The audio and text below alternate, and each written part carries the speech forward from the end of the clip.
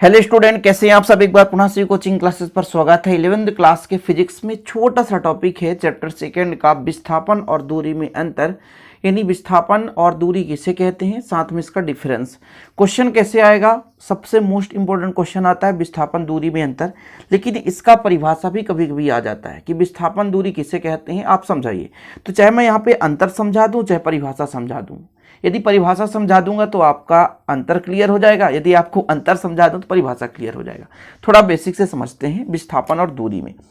पहले हम दूरी की बात कर लेते हैं। पहले बच्चों, दूरी आप लोग लिखेंगे और इसकी परिभाषा लिखेंगे। जैसे कोई भी व्यक्ति एक स्थान से चलना शुरू करता है, जैसे मान लीजिए यहाँ पर बिंदु ए है, यहाँ पर बिंदु सी है, यहाँ पर बिंदु आपका डी है, ठीक है।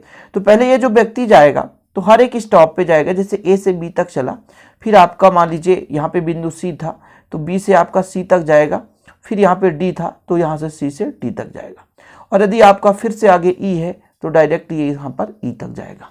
ये कंप्लीट, ये व्यक्ति चल रहा होता है। यदि कोई वृत्तीय मार्ग है, ऐसा वृत्तीय मार्ग है, और मान लीजिए ए से यहाँ पर बी पर गया, बी से सी पर गया, फिर डी पर गया, फिर से ए पर आ गया, तो जब यहाँ से व्यक्ति चलेगा तो ये इसका पथ कहलाएगा। क्या कहलाएगा? पथ। और ये पथ की कुछ ना कुछ लंबाई होगी। यानी कोई व्यक्ति है या कोई मान लीजिए वाहन ही है, यहाँ से चलना स्टार्ट करता है और पहले बी तक पहुँचेगा, बी से सी तक पहुँचेगा, फिर डी पर पहुँचा, फिर ए पर पहुँचा। तो यहाँ पर पथ की लंबाई होती है जिसे उसे तय करना होता है। चाहे कोई व्यक्ति चलेगा तो उसे तय करना पड़ेगा, चाहे कोई वाहन चल रहा है तो उसे तय करना पड़ेगा। यानी वस्तु द्वारा तय की गई पथ की लंबाई, वस्तु भी हो सकता है, व्यक्ति भी हो सकता है। तो यहाँ पर हम मान के चलते हैं वस्तु द्वारा तय किए गए पथ की लंबाई को प्यारे बच्चों वो क्या कहलाता है? दूरी कहलाता है। समझ में आया? परिभाषा आपको गौर से समझना है। विस्थापन बिल्कुल सिंपल है, इसके अपोजिट है थोड़ा सा। देखो, इसकी कोई डायरेक्शन नहीं थी, सिंपल तरीके से यहाँ तक पहुँच गया। लेकिन विस्थापन क्या कहलाता है? दो बिंदुओं के बीच का अंतर। वस्तु यहाँ से चलना शुरू किया, ए से ही चलना शुरू किया और ए पर ही पहुंच गया, तो क्या इसमें अंतर रह गया कुछ? जरा बताओ। आप अपने घर से गए और पुनः अपने घर पर आ गए, तो क्या इसमें कुछ डिफरेंस रह गया? नहीं रहा, क्योंकि जहां थे पहले वहां अब भी हैं। विस्थापन मतलब पलायन कर जाना। एक गांव से दूसरे गांव आप चले गए तो आपका विस्थापन कहलाया, लेकिन आप उस गांव से पुनः अपने गांव पर आ गए तो फिर आपका विस्थापन नहीं कहलाया, क्योंकि डिफरेंस रह ही नहीं गया ना। डिफरेंस होना चाहिए, डिफरेंस होना चाहिए। यदि दो बिंदु है ए और बी तो इसके बीच डिफरेंस होना चाहिए, तभी आप डिस्टेंस निकाल पाओगे। इसी को हम विस्थापन कहेंगे। पथ की लंबाई को हम क्या बोलेंगे? दूरी बोलेंगे। आप ए से चलना शुरू किए हैं, बी तक पहुंचे, बी से सी पहुंचे, सी से डी पहुंचे और ए तक पहुंचे, मतलब यहां से यहां तक मान के चलता हूं 220 मीटर की दूरी आपने तय कर ली, लेकिन विस्थापन शून्य हो गया, क्योंकि विस्थापन का मतलब रिप्लेसमेंट। आप वहां से कहीं और जगह नहीं गए हैं, वहीं पर हैं, इसलिए वहां पर विस्थापन शून्य हो जाता है। समझ में आया?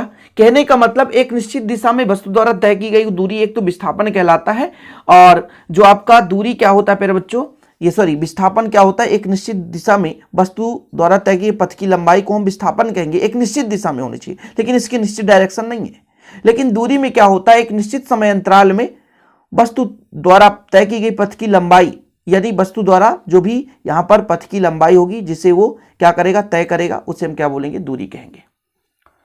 ठीक है, तो परिभाषा आप लोग लिख ले कि यह दिए गए समय अंतराल में वस्तु द्वारा तय किए गए पथ की लंबाई के तुल्य होता है। यानी पथ की, रास्ते की लंबाई कितनी है। लेकिन जो विस्थापन होता है, यह दिए गए समय अंतराल में वस्तु के स्थित निर्देशांकों के अंतर के तुल्य होता है।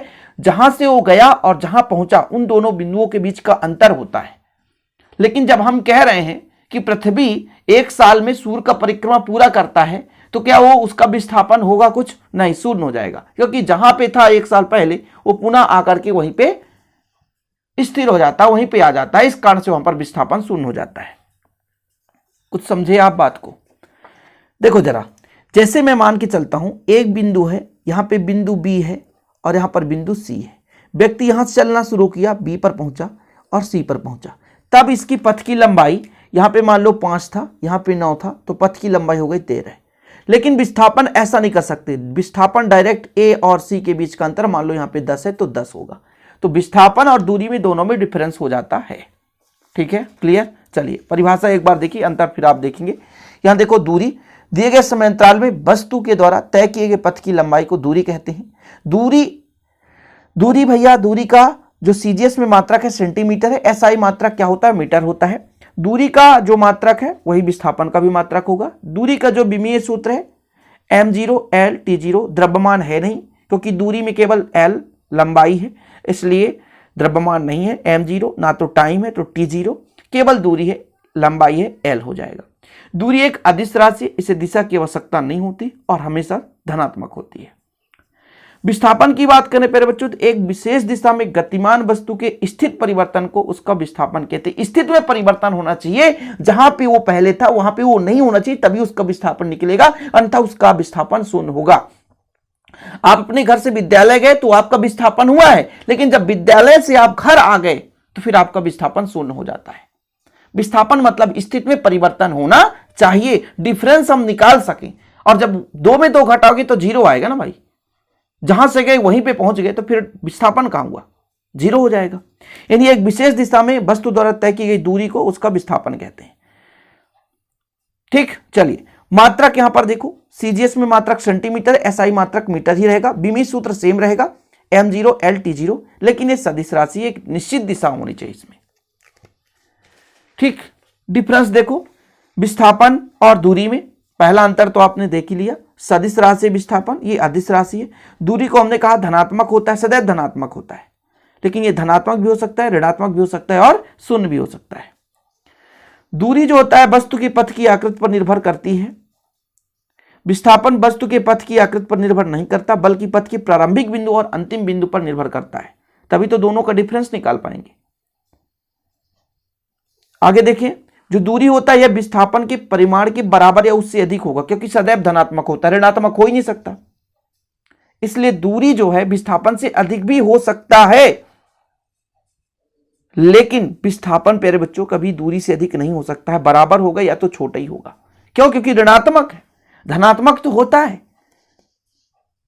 लेकिन ऋणात्मक भी होता है, इसलिए छोटा कहा गया। जो विस्थापन है वो ऋणात्मक होता है, इसलिए दूरी से छोटा कहा गया। शून्य भी हो सकता है, बराबर भी हो सकता है दूरी के, लेकिन छोटा हो सकता है, इतना आप लिख लेना। यार छोटा सा वीडियो है, देखो 9th क्लास में विस्थापन दूरी आता है, विस्थापन दूरी में अंतर।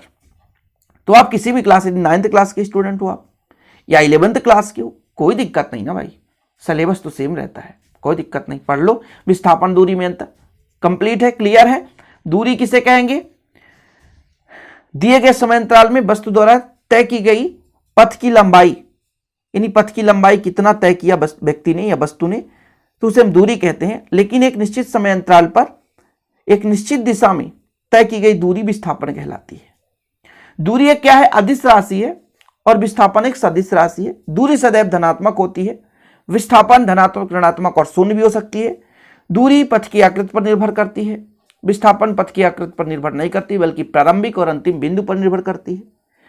दूरी का मान विस्थापन के बराबर या विस्थापन से सदैव बड़ा ही होगा। वहीं पे विस्थापन की बात करें तो विस्थापन का मान जो है दूरी के बराबर या दूरी से छोटा होगा। ठीक है, डिफरेंस 5 है, तैयार कर सकते हैं। और ऐसे ही वीडियोज पाने के लिए आप हमारे चैनल को सब्सक्राइब कर सकते हैं, बेल आइकन भी प्रेस कर सकते हैं। पसंद है तब मैं कह रहा हूं, यदि पसंद नहीं है तो डिसलाइक करके चले जाना, कोई दिक्कत नहीं है। और वीडियोज पाने के लिए प्लीज किस टॉपिक पर आपको वीडियो चाहिए आप कमेंट सेक्शन में कमेंट करके बताइएगा।